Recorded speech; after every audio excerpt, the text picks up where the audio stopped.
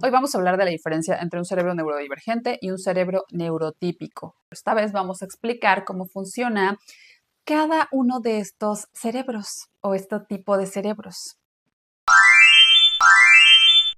Hola, ¿cómo están? Soy Soraya Ochoa y les doy la bienvenida a Aprende Neurodivergente. Hoy vamos a hablar de la diferencia entre un cerebro neurodivergente y un cerebro neurotípico.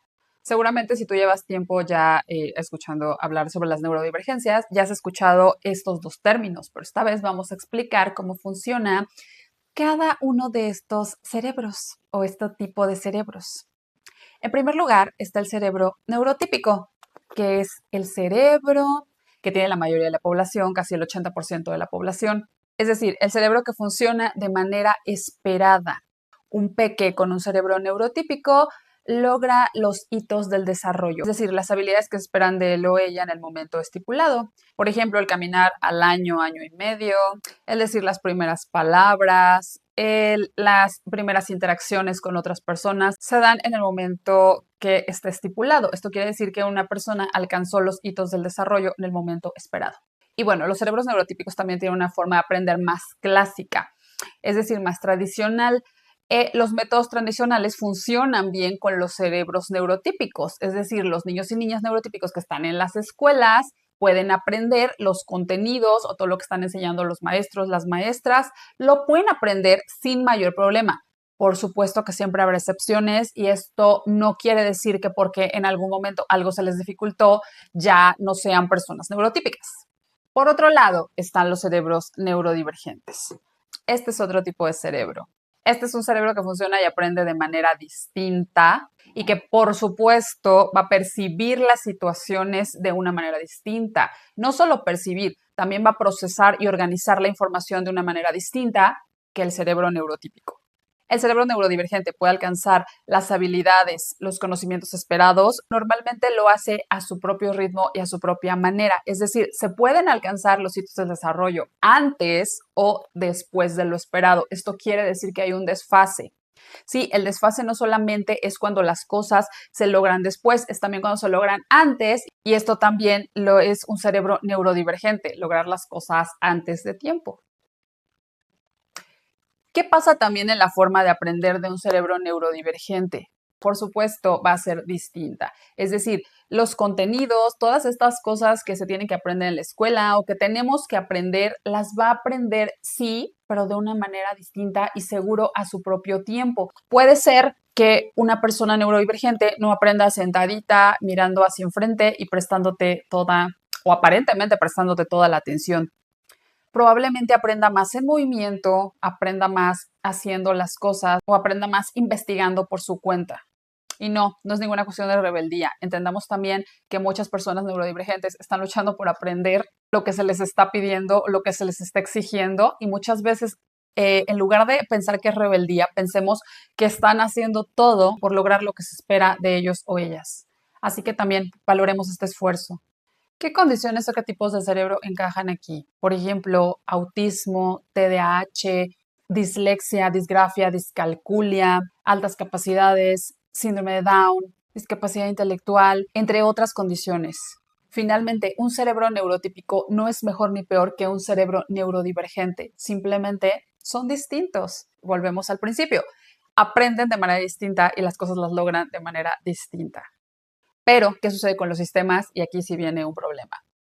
En el mundo en que vivimos está lleno de sistemas, el sistema educativo, el sistema de salud, el sistema de gobierno, etcétera, que nos piden que todos nos vayamos lo más derechito posibles. Que todos, entre más neurotípicos seamos, mejor. Entre menos se note una neurodivergencia, mejor. Es aquí cuando entran los modelos patologizantes y todo el problema para las personas neurodivergentes.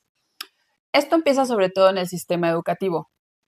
El sistema educativo está diseñado para cerebros neurotípicos. Cuando viene un cerebro neurodivergente, hay un problema, porque el sistema no está preparado para darle la atención necesaria y proveer los recursos que probablemente necesitan las personas neurodivergentes. Y aunque mucho se ha hecho y por supuesto están los docentes tratando de prepararse y no nada más los docentes, las escuelas, todos están tratando, pues realmente el sistema educativo no se da abasto. Entonces es bastante complicada esta situación o se vuelve bastante complicada, no es que lo sea.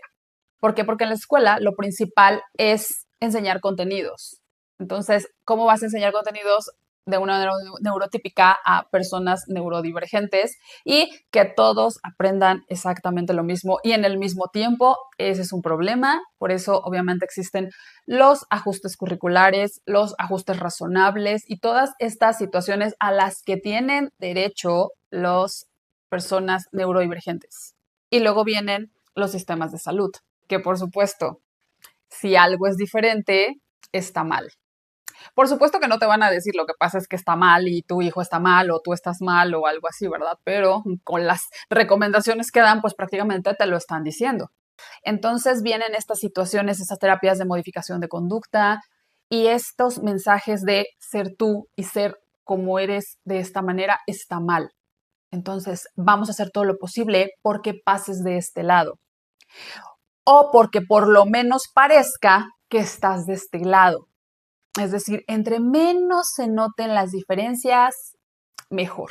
Y podemos decir que vamos con mucho más éxito y así se puede medir el éxito en un tratamiento y en el sistema de salud.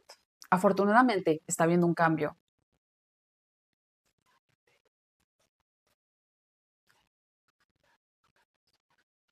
Afortunadamente ya, afortunadamente se está volteando toda esta situación hacia otro punto, hacia el paradigma de la neurodiversidad.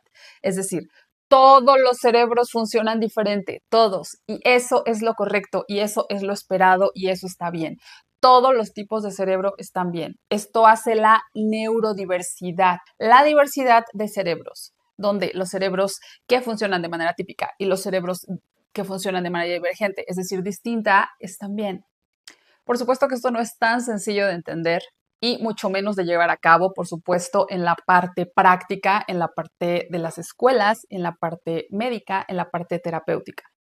Es por esto que es importante irnos informando sobre estos cambios, sobre la neurodiversidad, pero desde los modelos sociales y no desde los modelos patologizantes, es decir, los que tratan de normalizar a las personas o que parezcan lo más típicas o normales posibles. Porque esto no es un tratamiento con éxito, esto se llama enmascaramiento y esto es un gran sufrimiento para una persona neurodivergente. Además, ponte en el lugar de una persona neurodivergente, que todo el tiempo te estén diciendo que ser tú está mal, que ser como has sido toda tu vida está mal. Esto, seas una persona hablante o no, porque también existe el otro mito, la otra situación de que si una persona no habla, no me entiende, entonces todo el tiempo estoy dando ese mensaje de que ser como es está mal, tengo que cambiarle y tengo que darle muchas horas de terapia para que pase de este lado o parezca que está de este lado o medio pase de este lado y entonces decir que todo ha funcionado y que todo está bien, es la receta perfecta para un desastre total. Por supuesto que esas personas van a crecer con grandes traumas y muchísimo más propensos a desarrollar ansiedad y depresión. Y eso también se los digo por experiencia, porque aunque no me pasó exactamente así, sí tuve muchas situaciones que hablaré en otro momento y por supuesto en mi familia también hemos vivido muchas situaciones de personas neurodivergentes que nos ha costado varios momentos de crisis y varios momentos de ansiedad bastante difíciles de llevar. Y no porque mi familia no haya sabido llevarlo, sino porque seguían las indicaciones de quienes ellos consideraban pues sean los expertos. Y no es que no sean los expertos, lo que pasa es que muchos profesionales no están formados en estas situaciones o aunque lo estén, siguen dando aquellas recomendaciones que simplemente le cambian unas palabras y parecen más amigables. Entonces, en esta parte sí hay que tener mucho cuidado. Porque las personas neurodivergentes es mucho más fácil que se gesten traumas. Y ahora que ya tienes la diferencia entre un cerebro neurodivergente y un cerebro neurotípico, cuéntame tu experiencia como persona neurodivergente, como familiar neurodivergente, como terapeuta, como maestro o como persona neurotípica o simplemente cómo percibes esto y esta nueva forma de ver la neurodivergencia y la neurodiversidad. Si te gustó mi contenido, sígueme para que sigamos aprendiendo juntos sobre neurodiversidad y neurodivergencias. Nos vemos prontito.